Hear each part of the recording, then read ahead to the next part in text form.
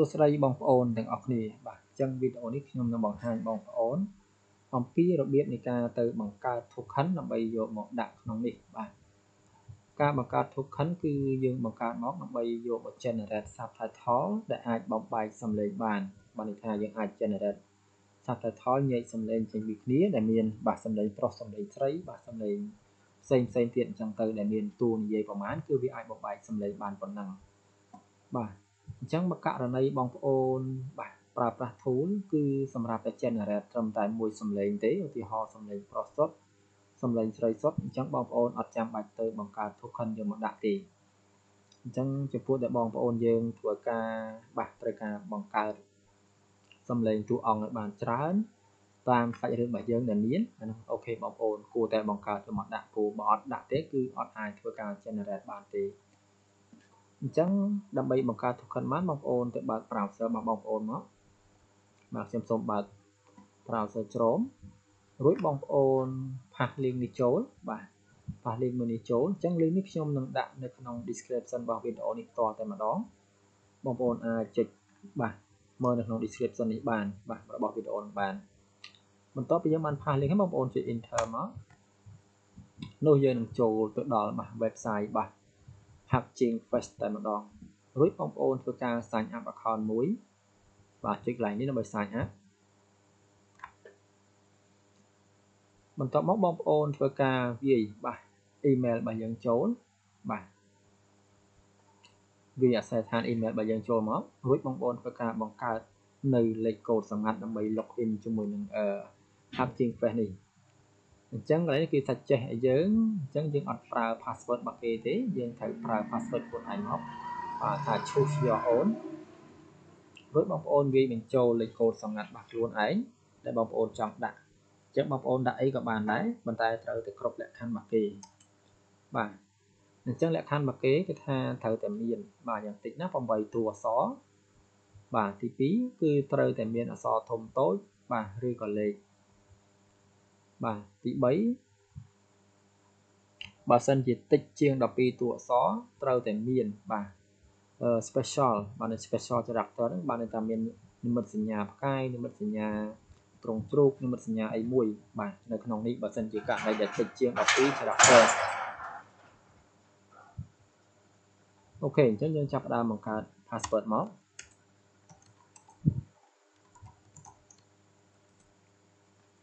អញ្ចឹងបងប្អូនដាក់ password ត្រូវតែឲ្យវា tick បែបនេះបាទ tick បែបនេះទាំង3ទើប password យើងអាចធ្វើការនឹកទៅមុខកើតបាទអញ្ចឹងខ្ញុំបានបញ្ជាក់ឲ្យថាត្រូវតែមានយ៉ាងតិចណាស់8 character 8តួអក្សរត្រូវតែមានអក្សរធំតូចនិងលេខបាទបើសិនជាករណីយើងបង្កើត password ទៅជាង12តួអក្សរបងប្អូនត្រូវតែមានបាទ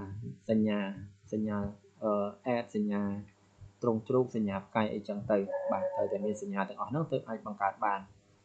រួចបងប្អូនចុចពាក្យ next មកបាទម្ដងនេះគឺគេឲ្យយើងបង្កើត username ដើម្បីទុកគាត់ login ចូលទៅក្នុងបាទ Hatching Fest របស់យើងបាទខ្ញុំបង្កើត username មួយមកបាទខ្ញុំសូមដាក់ប៉ុណ្ណេះបាទនេះឲ្យដាក់ full name បាទយើងដាក់តែប៉ុណ្្នឹងមកបាទ username របស់យើងហើយនឹង full name រួចបងប្អូនអូសចូលទៅក្រោម tick នេះមួយបាទដើម្បីយល់ព្រមបាទ I have read and agree បាទនេះថាយើងយល់ព្រមទៅលើការប្រើប្រាស់បាទលក្ខខណ្ឌរបស់គេបាទរួចបងប្អូនជួយ create account មក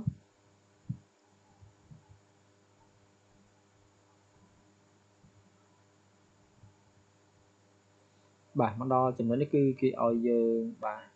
បញ្ជាក់ថាយើងប្រកាសជាមនុស្សមែនជាអ្នកបង្កើតព្រោះបច្ចុប្បន្នមាន robot ជាច្រើនដែលគេប្រើដើម្បីទៅបង្កើត account ផ្សេងបាទអញ្ចឹងទៅគេធ្វើបែបនេះគឺដើម្បីការពារ robot ទាំងអស់នោះដើម្បីកុំឲ្យមាន account คล้ายៗច្រើនពេកនេះគេថា click the follow the flower the bee never land on បានន័យថាការពិតកន្លែងនេះគឺវាចេញរៀងខុសគ្នាដែរបងប្អូនបើសិនជាការនេះបងប្អូនអត់សូវចេះភាសាអង់គ្លេសទេបងប្អូនអាចបាទ copy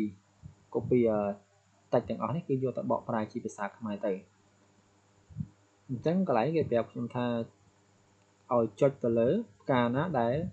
ឃ្មុំមិនទុំលើដែលឃ្មុំមិនបានទុំលើ អូខេអញ្ចឹង3នេះខ្មុំទុំលើអស់ហើយអញ្ចឹងមួយនេះគឺអត់មានទុំលើទេចុចមួយនេះ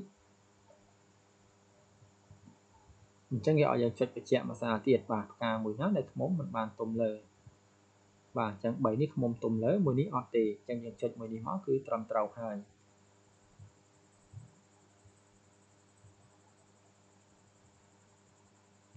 អូខេឥឡូវយើងបង្កើតបានដល់ដំណាក់កាលទី3ហើយ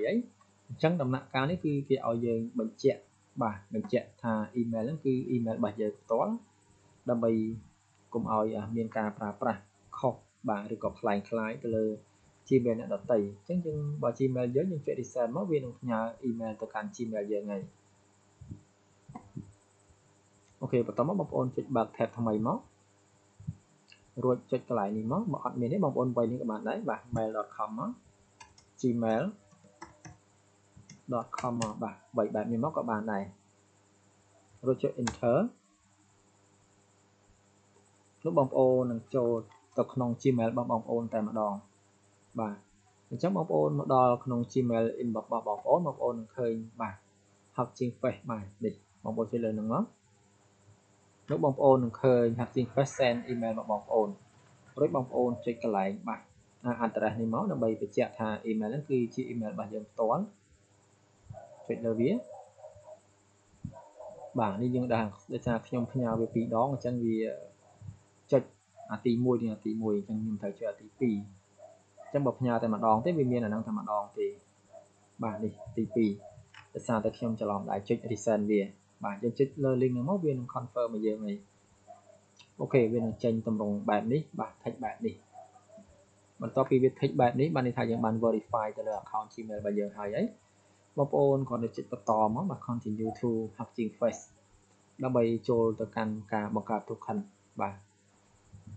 មកដល់កន្លែងនេះបងប្អូនចុចកន្លែងនេះមកបាទរូប profile របស់យើងនេះបាទរួចបងប្អូនមើលកន្លែង access token បងប្អូនមើលពាក្យហ្នឹងមកបាទពាក្យមួយនេះចុចលើវាបន្ទាប់មកយើងមកដល់ផ្ទាំងមួយទៀតបាទគឺផ្ទាំងបង្កើត token នៅកន្លែងនេះបើសិនជាយើងបានបង្កើត token ហើយវានឹងមាននៅកន្លែងហ្នឹងហើយប៉ុន្តែកាលដែលយើងអត់ទាន់បង្កើតទេវាអត់ទាន់មានទេអញ្ចឹងយើងចុចកន្លែង create new token នេះមករួចបងប្អូនចុចកន្លែងពាក្យ read បន្ទាប់មកបងប្អូនចុចកន្លែងប្រអប់ដាក់ឈ្មោះ token អញ្ចឹងឈ្មោះបងប្អូនដាក់អីក៏បានដែរគឺអត់មានជាបាទការទៀមទានទេគឺបងប្អូនដាក់អីក៏បានដែរបាទខ្ញុំសូមសរសេរឈ្មោះបាទប៉ុណ្ណេះចុះរួចចុច create token បាទនោះវានឹងបង្កើត token ឲ្យយើងមួយផ្ទាល់តែម្ដងបាទអញ្ចឹង token ហ្នឹងគឺបង្ហាញតែម្ដងទេបងប្អូនគឺអត់បង្ហាញពីរដងទេអញ្ចឹងបងប្អូនអាច copy វាទៅទុកឲ្យបានត្រឹមត្រូវទៅបាទចុច copy វាឡើងនេះមកអូខេបន្ទាប់មកបងប្អូនបើក tool Speed Pro របស់យើងមករួចបងប្អូនផាសបាទផាសកន្លែងប្រអប់នេះមក token ហ្នឹងអូខេតែប៉ុណ្្នឹងគឺជាការស្រេចឲ្យបងប្អូនបាទរួចចុចពាក្យ done មកនោះយើងនឹងឃើញបាទ key របស់យើងមួយបាទ token របស់យើងមួយនៅកន្លែងនេះអញ្ចឹង token នេះគឺយើងអត់អាចទៅ copy token នេះម្ដងទៀតបានទេប៉ុន្តែយើងអាចធ្វើការបាទ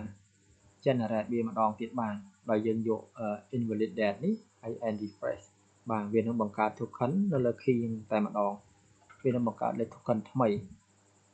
បងប្អូនគាត់ចុចលើវាមកបាទវាសួរយើងឯងតើអ្នកពិតជាចង់បាទ